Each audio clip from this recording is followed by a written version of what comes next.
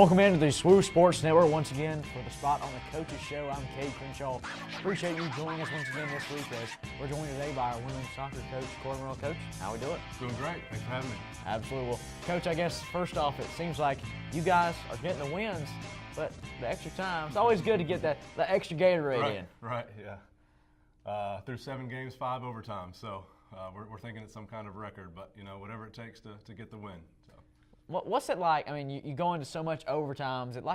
Is it just becoming repetitive for your girls? We expect, of course, you want to get it done in 90, right. But if we get overtime, there's really no surprise. Yeah, I think, obviously the first few overtimes were a learning experience of how you prepare yourself heading into it. But I think now that we've been there and done that, we have a little bit of an advantage when we head into overtime. So, you just got to play until the final whistle, and you can't start thinking about, well, there's only 5 minutes left in regulation, and prepare yourself for those 5 minutes. You got to take every second as it comes and be ready for it. So, has that changed your coaching as far as conditioning goes and practice any or anything like that with the longer duration? Probably we could do less conditioning practice because they're getting more of it in game time. But no, nothing's really changed as far as preparation and that sort of thing. Now, you mentioned before best post-game restaurant. Yes. Where's the go-to places?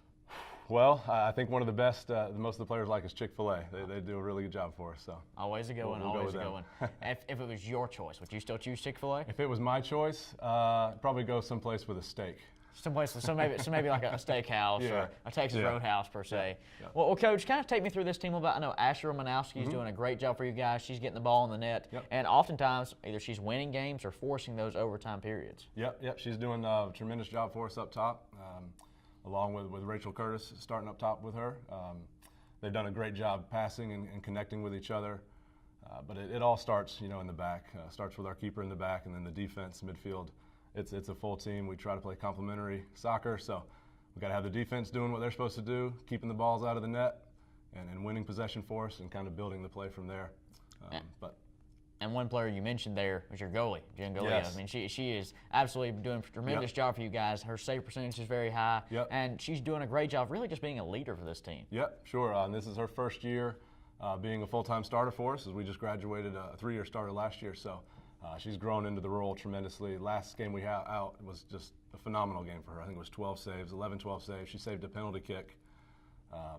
She's been great back there for us.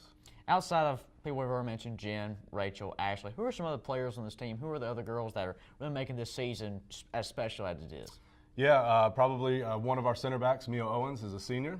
She's been a defender for us all her time here, but moving into the middle is new for us, so taking on that new role and kind of anchoring down in the back there for us. And center midfielder Helen Schweiger, senior as well.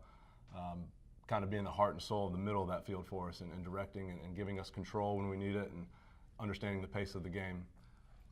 Now, take me back when practice started a few months back up to now as you're getting kind of a mid-season form. How have you watched this team grow? What have they blossomed into from day one to where we are now? Yeah, replacing some of the seniors from last year, they were very vocal. So one of the things we really had to stress early on in preseason was we needed somebody to be that kind of vocal leader on the field and be that. So it took us a while, and I think we're slowly starting to get there with more and more communication and talking and kind of that just on-field vocality leadership that we needed. So seeing that progress has helped in our play, because the more you communicate, the better you're doing there. So watching that progress from preseason to where we're at now, it's probably been a big component to where we're at.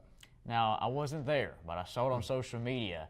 In a rain delay, were you the one that broke out the dance moves? Was that it? I don't think that was me. I'm not sure who that was. was. Where did those come from? Were those back in your dancing days? That actually came from Fortnite. From Fortnite? Yeah. So my two boys play Fortnite, so they've taught me some of those dances from Fortnite. Now, so yes. Do you get into Fortnite any? A little bit, but I like to spectate and watch them play more. He's Corbin Morrell. He's our women's soccer coach here at Southern Wesleyan. Coach, as always, appreciate your time. Best of luck the rest of the season. Appreciate it. Thank you very much. Thank you for watching the Coaches Show on the SWU Sports Network. I'm Cade Crenshaw. We'll see you next time.